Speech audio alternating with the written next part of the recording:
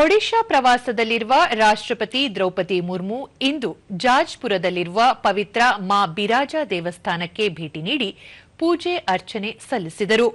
ಮಾ ಬಿರಾಜಾ ದೇವಸ್ಥಾನದ ಸಂಕೀರ್ಣದಲ್ಲಿರುವ ಪವಿತ್ರ ಸ್ಥಳವಾದ ನಾಭಿಗಯಾದಲ್ಲಿ ರಾಷ್ಟ್ರಪತಿಯವರು ತಮ್ಮ ಪೂರ್ವಜರಿಗೆ ಶಾಸ್ತ್ರೋಕ್ತವಾಗಿ ತರ್ಪಣ ಅರ್ಪಿಸಿದರು.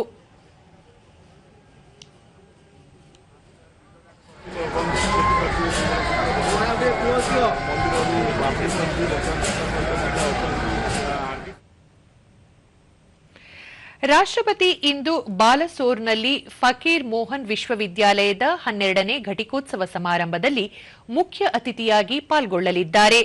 ಈ ಸಂದರ್ಭದಲ್ಲಿ ಅವರು ಪ್ರಸಿದ್ಧ ಕವಿ ವ್ಯಾಸಕವಿ ಫಕೀರ್ ಮೋಹನ್ ಸೇನಾಪತಿ ಅವರ ಪ್ರತಿಮೆಗೆ ಪುಷ್ಪ ನಮನ ಸಲ್ಲಿಸಲಿದ್ದಾರೆ. ಅಲ್ಲದೆ ವಿಶ್ವವಿದ್ಯಾಲಯದ ಆವರಣದಲ್ಲಿ ಭಾರತ ರತ್ನ ಅಟಲ್ ಬಿಹಾರಿ ವಾಜಪೇಯಿ ಅವರ ಪ್ರತಿಮೆಯನ್ನು ಅನಾವರಣಗೊಳಿಸಲಿದ್ದಾರೆ ಮತ್ತು ನೂತನವಾಗಿ ನಿರ್ಮಿಸಲಾದ 1,000 ಆಸನಗಳುಳ್ಳ ಸಾಮರ್ಥ್ಯದ ಕನ್ವೆನ್ಷನ್ ಹಾಲ್ ಅನ್ನು ಉದ್ಘಾಟಿಸಲಿದ್ದಾರೆ.